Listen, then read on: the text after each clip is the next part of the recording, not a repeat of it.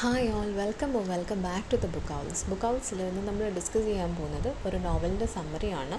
Was എന്ന് പറഞ്ഞിട്ടുള്ളൊരു novel by the writer Patrick White. So ആദ്യം നമുക്ക് പാട്രിക് വൈറ്റിനെ കുറിച്ചിട്ട് നോക്കാം. പാട്രിക് വൈറ്റ് ജനിക്കുന്നത് 1912 മരണപ്പെടുന്നത് 1990 ഇദ്ദേഹം ഒരു ഓസ്ട്രേലിയൻ റൈറ്ററായിരുന്നു. He was a novelist and a play writer. And he was deeply influenced by the modernist writers like James Joyce, D.H. Lawrence and Virginia Woolf. അപ്പം അതുകൊണ്ട് തന്നെ ഇവരുടെയൊക്കെ വർക്ക്സിൻ്റെ കോംപ്ലക്സിറ്റി നമുക്കറിയാമല്ലേ. മോഡേണിസ്റ്റ് റൈറ്റേഴ്സാണ്, അപ്പോൾ അവരുടെ വർക്ക് എത്രമാത്രം കോംപ്ലക്സ് ആണെന്ന് നമുക്കറിയാം. സോ അതേ ടൈപ്പ് ഓഫ് ഒരു സ്റ്റൈൽ ഫോളോ ചെയ്യുന്ന ഒരു റൈറ്ററായിരുന്നു നമ്മളുടെ Patrick white also. Okay, and ഇദ്ദേഹത്തിൻ്റെ കാലഘട്ടത്തിൽ നിന്നിരുന്ന ഒരു റിയലിസ്റ്റിക് ആയിട്ടുള്ള പ്രോസിനെയൊക്കെ വെല്ലുവിളിക്കുന്ന രീതിയിലായിരുന്നു ഇദ്ദേഹത്തിൻ്റെ വർക്ക്. ഓക്കെ, പിന്നീട് and he was very satirical of the Australian society as well. ഞാൻ പറഞ്ഞിരുന്നു ഇദ്ദേഹം ഒരു ഓസ്ട്രേലിയൻ റൈറ്ററാണ്. And he was awarded the Nobel Prize in Literature in the year 1973. പിന്നെ ഇദ്ദേഹത്തിൻ്റെ ഇമ്പോർട്ടൻ്റ് ആയിട്ടുള്ള വർക്ക്സ് നമ്മൾ നോക്കുകയാണെങ്കിൽ ദ ട്രീ ഓഫ് മാൻ എന്ന് പറഞ്ഞിട്ടുള്ളൊരു വർക്കുണ്ട്, പിന്നീട് വാസ്, പിന്നീട് the I of the Storm. ഇതൊക്കെയാണ് ഇദ്ദേഹത്തിൻ്റെ നോട്ടബിൾ ആൻഡ് ഇമ്പോർട്ടൻറ്റ് വർക്ക് എന്ന് പറയുന്നത്. ഇനി നമുക്ക് നമ്മളുടെ നോവലിൻ്റെ സമ്മറിയിലേക്ക് പോകാം. വാസ്. സോ ഈ ഒരു particular story is based on a real life character. Ludwig Leichhardt എന്ന് പറഞ്ഞിട്ടുള്ളൊരു റിയൽ ലൈഫ് ക്യാരക്ടറിനെ ബേസ് ചെയ്തിട്ട് എഴുതുന്നൊരു സ്റ്റോറിയാണ്. ഇദ്ദേഹം ഒരു ജർമ്മൻ എക്സ്പ്ലോറർ ആയിരുന്നു. ഓക്കെ, 19th സെഞ്ച്വറിയിലുണ്ടായിരുന്ന ഒരു German explorer and also he was a നാച്ചുറലിസ്റ്റാണ്. നാച്ചുറലിസ്റ്റ് നമുക്കറിയാമല്ലോ, നമ്മളുടെ Charles Darwin. Okay, he was a naturalist. So and ഇദ്ദേഹം ഒരു എക്സ്പെഡീഷനിൽ പോകുന്നുണ്ട്, അല്ലെങ്കിൽ ഒരു ജേണിയിലേക്ക് പോകുന്നുണ്ട്. അതായത് ഓസ്ട്രേലിയയിലെ അൺനോൺ ആയിട്ടുള്ള ഡെസേർട്ടിലേക്ക് ഇദ്ദേഹം പോകുന്നുണ്ട്. അതായത് അതിൻ്റെ റൂട്ട് കണ്ടുപിടിക്കാനും. സോ അങ്ങനെ ഒരു എക്സ്പെഡീഷൻ ഇദ്ദേഹം നയിക്കുകയും ഇതിൻ്റെ ഈ ഒരു പ്രോസസ്സിൻ്റെ ഇടയിൽ ഇദ്ദേഹം ഡിസപ്പിയർ ആയി പോകുന്നുണ്ട്. ഓക്കെ, ഇദ്ദേഹത്തിൻ്റെ ഫേറ്റ് പിന്നെ അൺനോൺ ആണ്. ഇദ്ദേഹത്തിന് എന്താ സംഭവിച്ചതെന്നൊക്കെ അൺനോൺ ആണ്. സോ ആ ഒരു റിയൽ ലൈഫ് സ്റ്റോറീനെ അല്ലെങ്കിൽ ഒരു റിയൽ ലൈഫ് ക്യാരക്ടറിനെ ബേസ് ചെയ്തിട്ടാണ് ഈ ഒരു വോസ് എന്ന് പറഞ്ഞിട്ടുള്ളൊരു നോവൽ എഴുതപ്പെടുന്നത്.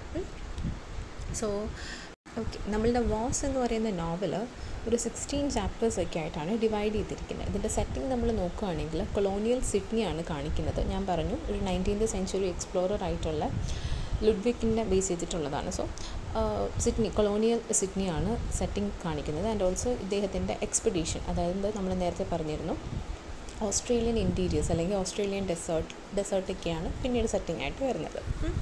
ഇനി നമുക്കിതിലെ മേജർ ക്യാരക്ടർ നോക്കാം. ഫസ്റ്റ് മേജർ ക്യാരക്ടർ എന്ന് പറയുന്നത് ജോഹാൻ വോസ് ആണ്. സോ ഇദ്ദേഹമാണ് നമ്മളുടെ എക്സ്പെഡീഷൻ പോകുന്ന ആൾ കേട്ടോ. He is A German explorer who is obsessed with crossing the Australian continent. ഇനി ഇദ്ദേഹത്തിൻ്റെ ഒരു ക്യാരക്ടർ സ്കെച്ച് നമ്മൾ നോക്കുകയാണെങ്കിൽ ഇദ്ദേഹം കുറച്ച് നല്ല പ്രൈഡായിട്ടുള്ള ഒരാളാണ്. Okay, at the same time ഇദ്ദേഹം ഇൻ്റലക്ച്വൽ ആണ് and he is emotionally cold. പ്രത്യേകിച്ച് ബാക്കിയുള്ളവരുടെ ഫീലിങ്സിനൊന്നും ഭയങ്കരമായിട്ടുള്ളൊരു വാല്യൂ കൊടുക്കുന്ന ഒരാളല്ല ഈ വോസ് എന്ന് പറയുന്നത്. And he is spiritual. And often ഈ ഒരു നോവലിൽ ഇദ്ദേഹത്തിനെ തന്നെ ക്രൈസ്റ്റായിട്ടൊക്കെ കാണുന്നുണ്ട്. ലീഡർഷിപ്പ് ക്വാളിറ്റി, അതായത് ബാക്കിയുള്ളവരെ നയിക്കുക, അങ്ങനെയൊക്കെ ഇദ്ദേഹം ഉണ്ട്. ആൻഡ് ഓഫൺ ഇദ്ദേഹം, ഞാൻ പറഞ്ഞല്ലോ, ഇദ്ദേഹത്തിനെ തന്നെ ഇദ്ദേഹം ക്രൈസ്റ്റായിട്ട് കമ്പയർ ചെയ്യുന്നുണ്ട്. And thinking of his journey as A kind of secret trial or sacrifice. So ഇദ്ദേഹത്തിൻ്റെ ഈ ഒരു ജേർണീനെ തന്നെ കാണുന്ന എന്തോ ഒരു ട്രയൽ അല്ലെങ്കിൽ ഒരു സാക്രിഫൈസ് ഒക്കെ ആയിട്ടാണ് കാണുന്നത്. And he is very much obsessive. അതായത് ഈ ഒരു ഫെയിലിയർ ഒന്നും ഇദ്ദേഹത്തിന് തീരെ അക്സെപ്റ്റ് ചെയ്യാൻ പറ്റാത്തൊരു ആളാണ് നമ്മളുടെ വോസ് എന്ന് പറയുന്നത്. സോ ഇതാണ് നമ്മളുടെ വോസിൻ്റെ ഒരു character. And also he tries to control the people around him. ഈ ഒരു എക്സ്പെഡീഷന് പോകുന്നത് ഇദ്ദേഹം ഒറ്റയ്ക്കല്ല, നമുക്കൊരു ഗ്രൂപ്പ് ഓഫ് ആൾക്കാരുണ്ട്. നമ്മൾ ക്യാരക്ടർ ലിസ്റ്റ് പറയുമ്പോൾ നമ്മൾ അവരെ പരിചയപ്പെടും. സോ ഇവരെയൊക്കെ കൺട്രോൾ ചെയ്ത് നിൽക്കുകയും ഇവർക്കൊക്കെ ഒരു ലീഡറാണ് അദ്ദേഹം എന്ന് സ്വയം വിചാരിച്ചിട്ട് അങ്ങനത്തെ ഒരു ടൈപ്പ് ഓഫ് ക്യാരക്ടറാണ് നമ്മളുടെ വോസിനുള്ളത്. നെക്സ്റ്റ് ഇമ്പോർട്ടൻറ്റ് ക്യാരക്ടറാണ് ലോറ ട്രെവല്യൻ എന്ന് പറയുന്നത്. ഇനി ലോറയെ നമുക്ക് പരിചയപ്പെടാം. ലോറ എന്ന് പറയുന്നത് ഈ നമ്മളുടെ വോസിനെ പരിചയപ്പെടുന്നത് ഞാൻ പറഞ്ഞല്ലോ, സിഡ്നി സെറ്റിംഗ്.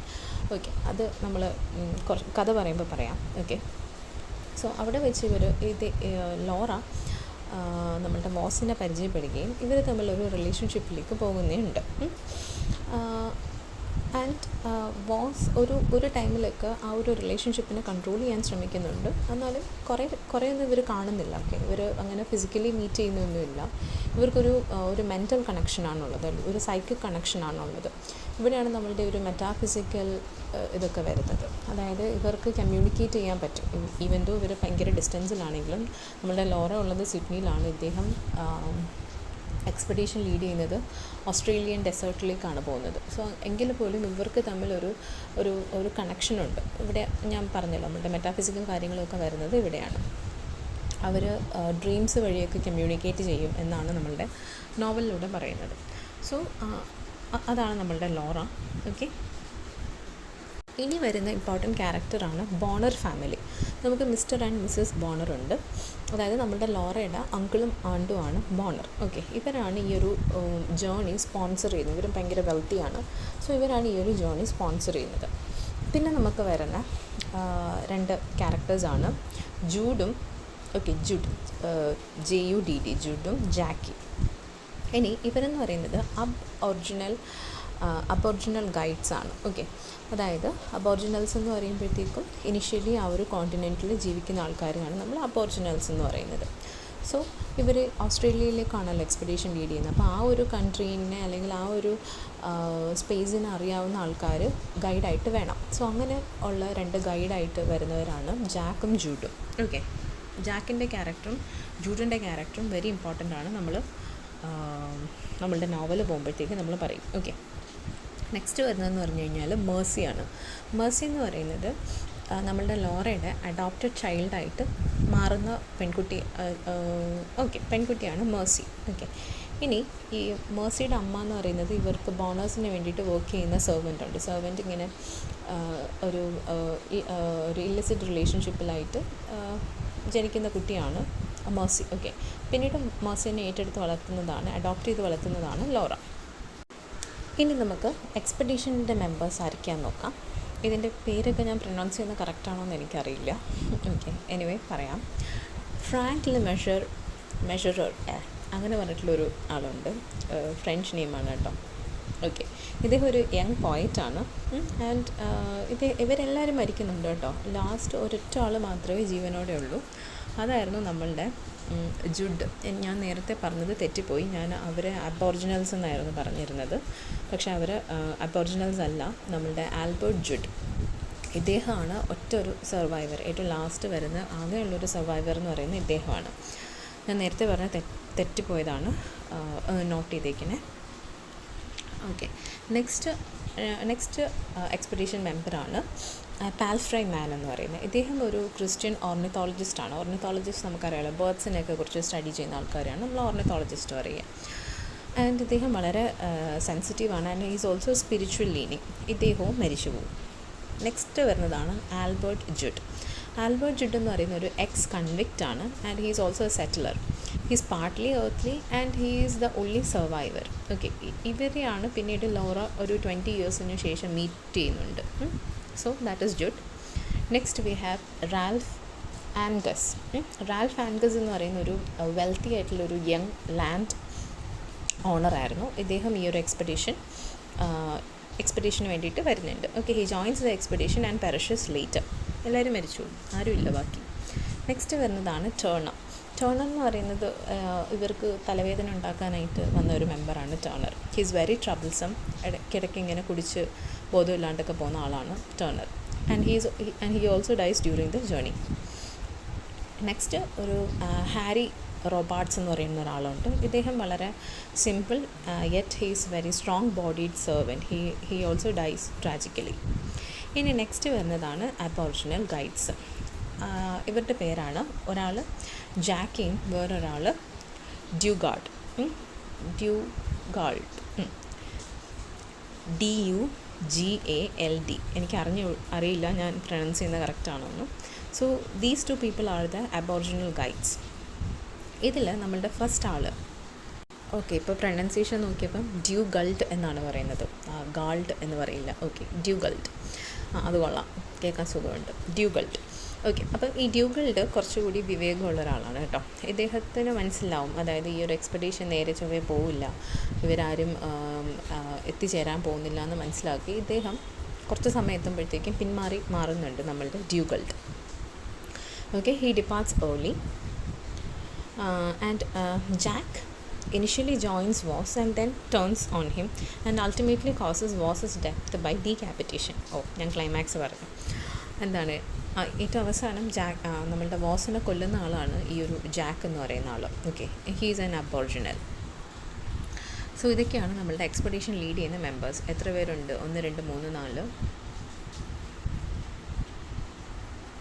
8 പേരുണ്ട്. ഓക്കെ, പിന്നെ വോസും കൂടെ കൂട്ടി 9 പേരുണ്ട്. ഓക്കെ, സോ ഇവരൊക്കെയാണ് മെയിനായിട്ടുള്ള ഇമ്പോർട്ടൻറ്റ് ക്യാരക്ടേഴ്സ് എന്ന് പറയുന്നത്. ഇനി നമുക്ക് നമ്മളുടെ സ്റ്റോറിയുടെ നമ്മളുടെ സ്റ്റോറി സമ്മറിയിലേക്ക് പോകാം. സോ ബിഗിനിങ് നമ്മൾ കാണുന്നത് വോസ് ഇങ്ങനെ ബോണേഴ്സിൻ്റെ വീട്ടിലെത്തുന്നു. ആൻഡ് ഇവർ തമ്മിലൊരു കോൺവെർസേഷനൊക്കെ നടക്കുന്നുണ്ട്. ആൻഡ് ഈ ഒരു ടൈമിൽ തന്നെ നമ്മളുടെ വോസ് എന്ന് പറയുന്ന ഇദ്ദേഹം കുറച്ച് എന്താ പറയുക, ഭയങ്കര കോൾഡായിട്ടിരിക്കുന്ന ഒരാളായിട്ട് തോന്നുന്നുണ്ട്. പിന്നീട് ലോറ വരുന്നുണ്ട്, ലോറയായിട്ട് മീറ്റ് ചെയ്യുന്നുണ്ട്. അങ്ങനെ അന്ന് നൈറ്റ് അവർക്കൊരു പാർട്ടി പോകുന്നുണ്ട്. ഓക്കെ, ഒരു പാർട്ടി നടക്കുന്നുണ്ട്. അങ്ങനെ ഗാർഡനിൽ വെച്ചിട്ട് ലോറയായിട്ട് മീറ്റ് ചെയ്യുന്നു. ആൻഡ് അവർ തമ്മിൽ ഇഷ്ടപ്പെടുന്നു. അവർ തമ്മിലൊരു റിലേഷൻഷിപ്പിലേക്ക് ആകുന്നുണ്ട്. പിന്നീടാണ് ഈ ഒരു എനിക്ക് തോന്നുന്നു ഒരു 4-5 ചാപ്റ്റേഴ്സ് ആ ഒരു ടൈമിലാണ് ഇവരുടെ ഈ ഒരു എക്സ്പെഡീഷൻ ഇവർ സെറ്റ് ചെയ്യുന്നത്. And the expedition embarks on board ഇവരെല്ലാവരും ഉണ്ട്. ഓക്കെ, എവിടെ നിന്നാണ് പോകുന്നതെന്നറിയോ? ന്യൂ കാസിൽ നിന്നാണ് ഈ ഒരു ഓസ്ട്രേലിയൻ ഡെസേർട്ടിലേക്ക് ഇവർ പോകുന്നത്. ഇനി ഇദ്ദേഹത്തിൻ്റെ ടീം മെമ്പേഴ്സിനെയൊക്കെ നമ്മൾ ഓൾറെഡി പരിചയപ്പെട്ടിരുന്നു. ഓക്കെ, ഇനി വരുന്നതെല്ലാം ഇവരുടെ ഈ ഒരു ജേണിയാണ്, ഈ ഒരു എക്സ്പെഡീഷൻ ജേണിയാണ് കാണിക്കുന്നത്. സോ ഇവർ പോകുന്നത് നമുക്കറിയാമല്ലോ, ഒരു ഇൻലാൻഡ് കോസ്റ്റൽ റീജിയനിൽ നിന്ന് ഇവരൊരു എൻലെസ് ഡൈവേഴ്സിറ്റിയിലേക്കാണ് മൂവ് ചെയ്യുന്നത്. ആൻഡ് ഇവർ ഈ ഡെസേർട്ടിൽ കൂടെ പോകുമ്പോഴത്തേക്കും ഡ്രോട്ട് നിറഞ്ഞ സ്ഥലങ്ങളുണ്ടായിരുന്നു.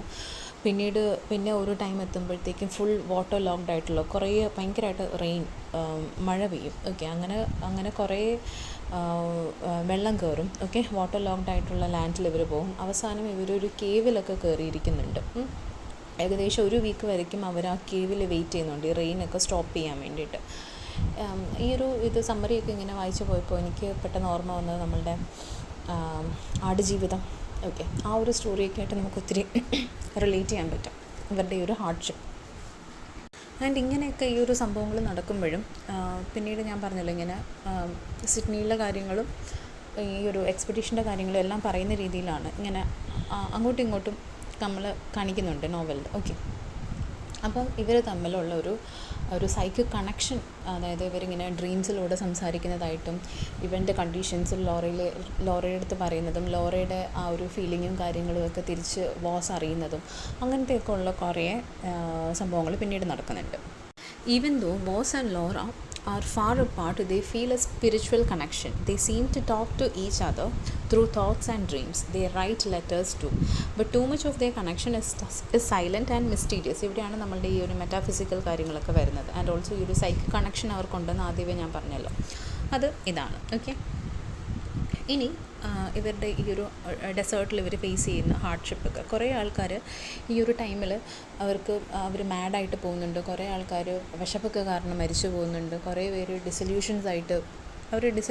ഡിസൊല്യൂഷനലായി പോകുന്നുണ്ട്. ഓക്കെ, അപ്പം ഈ ഒരു ടൈമിലെല്ലാം കുറേ ആൾക്കാർ സിക്കൊക്കെ ആയിട്ട് കിടക്കുമ്പോഴത്തേക്കും നമ്മളുടെ വോസ് അവരെ ട്രീറ്റ് ചെയ്യുന്നുണ്ട്. അപ്പോൾ ഇവിടെയാണ് ഈ വോസിനെ ഇദ്ദേഹം തന്നെ ഒരു ക്രൈസ്റ്റ് ലൈക്ക് ഫിഗറായിട്ട് കാണുന്നത്, അല്ലെങ്കിൽ ദൈവതുല്യമായിട്ട് കാണുന്നത് ഈ ഒരു പോയിന്റിലൊക്കെയാണ്. പിന്നീട് ഇവരെല്ലാവരെയും ഇങ്ങനെ പറഞ്ഞ് എന്താ പറയുക, ഇവരെല്ലാവരും ഇദ്ദേഹത്തിന് ഒബേ ചെയ്യണം എന്നുള്ളൊരു മൈൻഡ് സെറ്റും കാര്യങ്ങളും ഒക്കെ വരുന്നുണ്ട്. ആദ്യമൊക്കെ നമ്മൾ പറഞ്ഞല്ലോ, നമ്മൾ നേരത്തെ പരിചയപ്പെട്ടിരുന്ന അബോറിജിനൽ, അതായത് ഒരാൾക്കും മനസ്സിലാവുന്നുണ്ട് ഈ ഒരു എക്സ്പെഡീഷൻ നേരെ പോവില്ല എന്ന് പറഞ്ഞിട്ട് അയാൾ പോകുന്നുണ്ട്. ഓക്കെ, പിന്നീട് വരുന്ന ആളാണ് ജാക്ക്. ഓക്കെ, ജാക്ക് ആദ്യമൊക്കെ ഭയങ്കര ഫ്രസ്ട്രേറ്റഡ് ആണ്. ആദ്യം ഭയങ്കര ക്യൂരിയസ് ആയിരുന്നു, ജാക്കിന് ഭയങ്കര ഇൻട്രസ്റ്റ് ആയിരുന്നു ഈ ഒരു എക്സ്പെഡീഷൻ പോകാൻ. പിന്നെ പോകെ ഈ ഒരു വോസിൻ്റെ ഈ ഒരു ടൈപ്പ് ഓഫ് എന്താ പറയുക ഓവർ റൂളിങ്ങും കാര്യങ്ങളും എല്ലാം കണ്ടിട്ട് ജാക്ക് ആകെ ഫ്രസ്ട്രേറ്റഡ് ആവുന്നുണ്ട്. അറ്റ് എ പോയിൻറ്റ് കുറേ എത്തുമ്പോഴത്തേക്കും ജാക്ക് ഇദ്ദേഹത്തിനെ കൊല്ലും. ഈ ജാക്ക് കൊല്ലുന്നത് എങ്ങനെയാണെന്ന് വെച്ച് കഴിഞ്ഞാൽ ഇത് കുറേ പേഴ്സണലായിട്ടുള്ള കാര്യങ്ങളുണ്ട് എന്ന് പറയുന്നുണ്ട്. ഓക്കെ, ഇവർ ഈ ഒരു എക്സ്പെഡീഷൻ ലീഡ് ചെയ്യുമ്പോഴത്തേക്കും ഈ ഒരു ഡെസേർട്ടിൻ്റെ ഇൻറ്റീരിയറിലേക്ക് പോകുമ്പോഴത്തേക്കും അബോറിജിനൽ പീപ്പിൾ ഇവരെ ക്യാപ്ചർ ചെയ്യും. അതായത് അവിടെ ജീവിക്കുന്ന ആൾക്കാർ ഇവരെ ക്യാപ്ചർ ചെയ്യുകയും അങ്ങനെ ജാക്ക് ഇവരുടെ കൂടെ തിരികുകയും, അതായത് ഈ അബോറിജിനൽസിൻ്റെ കൂടെ തിരികുകയും ചെയ്യുന്നുണ്ട്. അങ്ങനെയാണ് നമ്മുടെ വോസിനെ ജാക്ക് കൊല്ലുന്നത്. ഓക്കെ, സോ അതാണ് വോസിൻ്റെ മരണം എന്ന് പറയുന്നത്. ഇനി നമ്മൾ പിന്നീട് കാണുന്നത് ഈ സിഡ്നിയിലെ അവസ്ഥയാണ്. സിഡ്നിയിൽ അതായത് വോസിൻ്റെ ഒരു ഡെത്തിൻ്റെ ആ ഒരു ടൈം എത്തുമ്പോഴത്തേക്കും സിഡ്നിയിൽ നമ്മളുടെ ലോറയ്ക്ക് ഭയങ്കരമായിട്ട് ലോറ ഇല്ലാവുന്നുണ്ട്. ഓക്കെ, ലോറ വളരെ സിക്കാവുകയും ലോറ ഒരു ഡെത്ത് സിറ്റുവേഷനിലേക്കൊക്കെ പോകുന്നുണ്ട്. സോ അതുവഴി ഇംപ്ലൈ ചെയ്യുന്നത് എന്താണെന്ന് വെച്ച് കഴിഞ്ഞാൽ വോസിൻ്റെ ഡെത്ത് ലോറ അറിയുന്നു എന്നാണ്. It is like she feels Voss's death through their spiritual link. പിന്നീട് അവൾ ഇതിനെ സർവൈവ് ചെയ്യുന്നുണ്ട് ആൻഡ് ഷീ അഡോപ്റ്റ്സ്. പിന്നീടാണ് ഇവൾ നമ്മളുടെ മേഴ്സിനെ അഡോപ്റ്റ് ചെയ്യുന്നത്. ഓക്കെ, പിന്നീട് നമ്മളുടെ ഈ ഒരു നോവൽ ഷിഫ്റ്റ് ചെയ്യുന്നത് 20 years later ആണ്. ഓക്കെ, 20 years later വോസിൻ്റെ ഒരു സ്റ്റാച്യു ഇതിൻ്റെ ഇടയ്ക്ക് വെച്ചിട്ട്, അതായത് ഈ വോസിൻ്റെ ജേർണി, വോസിന് എന്ത് പറ്റി, അല്ലെങ്കിൽ ഈ ഒരു എക്സ്പെഡീഷൻ ലീഡ് ചെയ്ത് വോസിന് മാത്രമല്ല ബാക്കിയുള്ള മെമ്പേഴ്സിന് എന്ത് പറ്റി എന്നറിയാനായിട്ട് ഇൻവെസ്റ്റിഗേറ്റ് ചെയ്യാനായിട്ട് ആൾക്കാർ പോകുന്നുണ്ട്. പക്ഷേ ആ ഒരു ഇൻവെസ്റ്റിഗേഷൻ ഒരു ക്ലൂലെസ്സും ഇല്ലാണ്ട് ആൾ തിരിച്ചു വരികയാണ് ചെയ്യുന്നത്. കാരണം ഇവർക്ക് ഒരു ക്ലൂവും കിട്ടുന്നില്ല. റിയൽ ഇൻസിഡൻറ്റിലും അങ്ങനെയാണ് സംഭവിച്ചത്. എന്ത് പറ്റി, ഈ ഒരു എക്സ്പെഡീഷൻ ലീഡ് ചെയ്യുന്ന ആൾക്കാർക്ക് എന്ത് പറ്റിയെന്നൊന്നും അറിയില്ല. നമ്മളുടെ ലുഡ്വിക്കിന് എന്ത് പറ്റിയെന്ന് അറിയില്ല. ജസ്റ്റ് കിട്ടിയത് അദ്ദേഹത്തിൻ്റെ ഒരു പേര് എഴുതിയിരുന്ന ഒരു മെറ്റൽ സംഭവം മാത്രമൊക്കെയാണ് അവർക്ക് റിക്കവർ ചെയ്യാൻ പറ്റിയിരുന്നത്. എന്താ പറ്റിയെന്ന് ഒറിജിനലുമായിട്ട് അറിയില്ല. ആൻഡ് നമ്മളുടെ നോവലിലും അങ്ങനെ തന്നെയാണ്. ഈ ഒരു ഇൻവെസ്റ്റിഗേഷന് പോകുന്ന ആൾക്കാർക്ക് ഒരു തുമ്പും കിട്ടാണ്ട് അവർ തിരിച്ചു വരുന്നുണ്ട്. പിന്നീട് ഫ്ലാഷ് ഫോർവേഡ്സ് ടു 20 years. ഇപ്പോൾ 20 years കഴിഞ്ഞതിന് ശേഷം ഇവർ ഈ ഒരു വോസിൻ്റെ സ്റ്റാച്യു ഉണ്ടാക്കുന്നുണ്ട്. Okay, and it is put up in a public garden to honour him as a great explorer. So ഇവിടെ നമ്മളുടെ ലോറ വരുന്നുണ്ട്. ലോറ വരുമ്പോഴാണ് നമ്മളുടെ ജുഡിനെ മീറ്റ് ചെയ്യുന്നത്. ഞാൻ നേരത്തെ പറഞ്ഞ ജുഡിനെ മീറ്റ് ചെയ്യുന്നത്. സോ ഇവിടെ ജുഡുമായിട്ട് പിന്നീട് നമ്മളുടെ ലോറ സംസാരിക്കുമ്പോൾ നമ്മളുടെ വോസിന് എന്താ പറ്റിയെന്ന് പറയുന്നുണ്ട്. വോസിനെ ഡീക്യാപിറ്റലൈസ് ചെയ്തു എന്നാണ് പറയുന്നത്. വോസിനെ കഴുത്തറുത്ത് വോസിനെ കൊന്നു എന്നാണ് പറയുന്നത്. എന്നിട്ട് നമ്മളുടെ ജുഡിന് കറക്റ്റായിട്ട് മെമ്മറി കിട്ടുന്നില്ല. കറക്റ്റ് രീതിയിൽ എന്താ പറ്റിയെന്നൊന്നും പറയാൻ പറ്റുന്നില്ല. പക്ഷെ അദ്ദേഹം പറയുന്നുണ്ട് വോസ് ഇങ്ങനെയാണ് മരണപ്പെട്ടത് എന്ന് പറയുന്നുണ്ട്. And Laura understands that he has become a part of the land. അത് വളരെ ഇമ്പോർട്ടൻ്റ് ആണ്.